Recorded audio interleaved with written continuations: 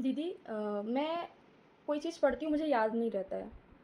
मैं 2 पेज का मैंने करंट अफ़ेयर्स पढ़ा और 3 बार पढ़ा 3 दिन में। लेकिन 4th दिन जब मैंने वापस से उसको पढ़ा तो मेरे को याद ही नहीं रह गया।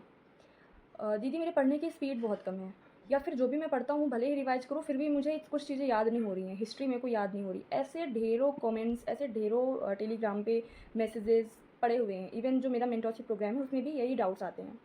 और जो मैं सबको बोलती हूँ वही आज फिर से बोल रही हूँ और थोड़ा-सा डिटेल में बता रही हूँ। 1 मिनट।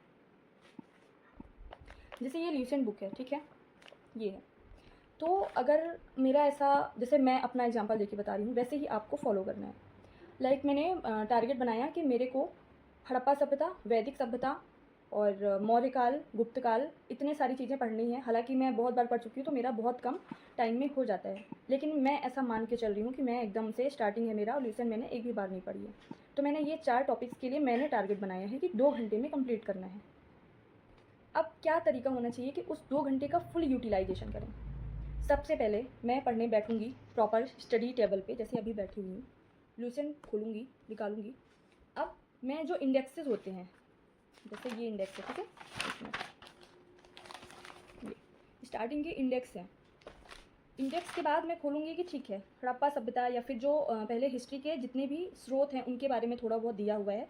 हेडलाइंस जो होती हैं रेड कलर में जो लूसेंट के दिए होते हैं, जैसे प्राचीन भारतीय के स्रोत, फिर उसमें धार्मिक ग्रंथ दिए गए हैं, ठीक है? विदेशी यात्रियों का वर्णन, मैं ऊपर-ऊपर देख लूँगी कि ये मुझे स्रोत के अंदर ये टॉपिक पढ़ने हैं। जैसे हड़प्पा सभ्यता का मैंने देखा, हड़प्पा सभ्यता में ऊपर-ऊपर देख लूँगी कि कौन-कौन से सब टॉपिक्स हैं। मौर्य काल में कौन-कौन से सब टॉपिक्स हैं। मौर्य काल का जैसे एग्जांपल दूँ, अशोक के बारे में पढ़ना है। बिंदुसार, पहले मौर्य काल की स्थापना किसने की वो पढ़ना है। फिर अशोक के बारे में बहुत अच्छे से पढ़ना है, उनके सभी अभिलेख शिलालेखों के बारे में पढ़ना है। मौर्यकालीन जो 18 तीर्थ हैं उनके बारे में पढ़ना है। ये सब मैंने देख लिया कि मुझे ऐसी ऐसी चीज़ें पढ़नी है 5 मिनट में, ठीक है? इससे क्या होगा कि हमारा जो माइंड है वो पहले से ही अलर्ट हो जाएगा कि अच्छा ये चीज़ें इस सीक्वेंसेस में पढ़नी है, ठीक है?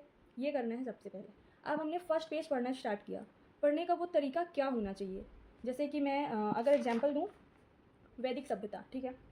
वैदिक काल का विभाजन 2 भागों में हुआ है, ऋग वैदिक काल और उत्तर वैदिक काल, और फिर उसका टाइम पीरियड दिया हुआ है। तो अगर मैं फर्स्ट टाइम पढ़ रही हूँ तो कोई भी पेन, कोई भी हाइलाइटर का यूज़ नहीं करना है, लेकिन माइंड में एक हाइलाइटर यूज करना है। माइंड में कुछ चीज़ों पे ज़्यादा जोर दे के पढ़ना है। जैसे मैं पढ़ रही हूँ और आपको बता रही हूँ कि वैदिक काल का विभाजन 2 भागों में हुआ। ऋग वैदिक काल का टाइम पीरियड है 1500 से 1000 ईस्वी।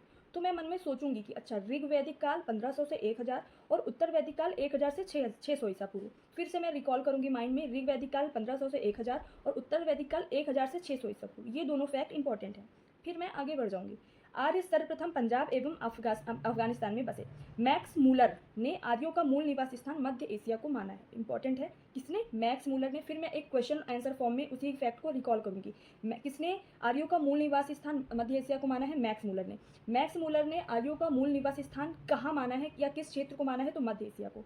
आर्यों द्वारा निर्मित सभ्यता वैदिक सभ्यता कहलाई और यह एक ग्रामीण सभ्यता थी। तो आर्यों द्वारा निर्मित सभ्यता एक तो वैदिक सभ्यता है और वो ग्रामीण सभ्यता है, ना कि शहरी सभ्यता। और आर्यों की भाषा क्या थी? संस्कृत थी। तो आर्यों की भाषा संस्कृत थी। इस तरीके से मैंने एक पैराग्राफ पढ़ा, उसमें मैंने प्रॉपर पहली बार में कोई पेन का यूज़ नहीं, कोई हाइलाइटर का यूज़ नहीं, इंपॉर्टेंट टिक नहीं, कुछ नहीं, लेकिन माइंड में मैं फोकस करती गई। उन्हीं पैराग्राफ में उन्हीं फैक्ट्स को मैं एज ए क्वेश्चंस पढ़ती गई। पहले तो नॉर्मल पढ़ा, फिर मैंने ये रिकॉल किया कि इससे क्या क्वेश्चन बन सकते हैं।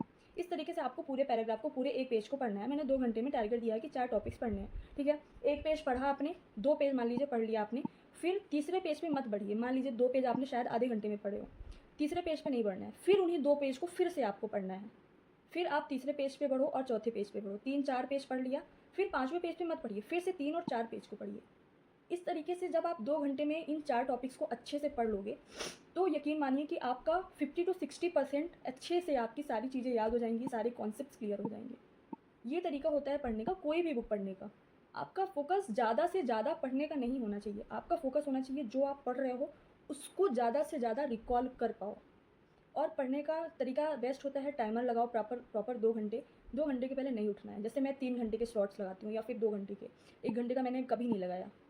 आपकी अगर लगातार कंटिन्यूअस बैठने की आदत नहीं है तो आप 1 घंटे का लगाओ, 45 मिनट्स का लगाओ। लेकिन जितना भी टाइम का आपने टाइमर लगाया है उसके पहले हिलना नहीं है, चाहे नेचर कॉल के अलावा। अगर नेचर कॉल आ गया है तो आपको उठना पड़ेगा, नो डाउट, लेकिन उसके अलावा आपको हिलना नहीं है। चाहे आपको भूख लग रही हो, चाहे कुछ भी लग रहा हो, पानी की बोतल साथ में रखना पड़ेगा, ठीक है? तो इस तरीके से अगर आप फोकस्ड वे में पढ़ेंगे, पढ़ते टाइम ही फैक्ट्स को मन में सोच लो, याद कर लो, मन में देख लो कि हाँ भाई इनसे क्वेश्चन आ सकते हैं, इस तरीके से क्वेश्चन बिल्ड हो सकता है। पहले ही अगर आप मन में सोच लिए कि ये इंपॉर्टेंट है तो वो क्वेश्चन आपको, वो फैक्ट आपको याद रह जाएगा। आप पढ़ते टाइम ही जोर ही नहीं देते हो, बस आप पढ़ रहे होते हो। जैसे इस तरीके से वैदिक काल का विभाजन 2 भागों में है। ऋग्वैदिक काल 1500 से 1000 ईस्वी और उत्तर वैदिक काल 1000 से 600 ईसा पूर्व में। आर्य सर्वप्रथम पंजाब एवं अफगानिस्तान में बसे। मैक्स मूलर ने आर्यों का मूल निवास स्थान मध्य एशिया को माना। इस तरीके से आप एज ए कहानी स्टोरी पढ़ते जाओगे तो 2 घंटे पढ़ लो चाहे 4 घंटे पढ़ लो, आपको लगेगा कि आपने कुछ भी नहीं पढ़ा है।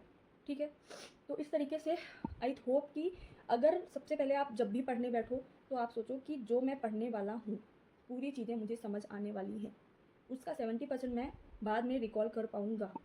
पॉजिटिव होके बैठो, एकदम स्ट्रॉन्ग मन से बैठो, माइंड को पहले बता दो कि मैं बहुत, मेरा मतलब जो माइंड का IQ लेवल है वो न्यूटन से भी ज़्यादा है। पॉजिटिविटी हर हर जगह आपको लानी पड़ेगी अपने अंदर। जो एक फ़ियर होता है ना कि मेरे को याद नहीं होता या फिर मुझसे चीज़ें भूल जाती हैं बहुत जल्दी, वो अपने आप निकल जाएगा। बस पॉजिटिव होना सोचिए आप लोग, पॉजिटिव होना शुरू होइए, हर चीज़ में आपको पॉजिटिविटी लानी है। अपने आप से ही नहीं आप लोग हार जाते हो, अपने अगर अपने आप से जीत के, अपने मन से जीत के ना, तो कुछ भी कर सकते हैं।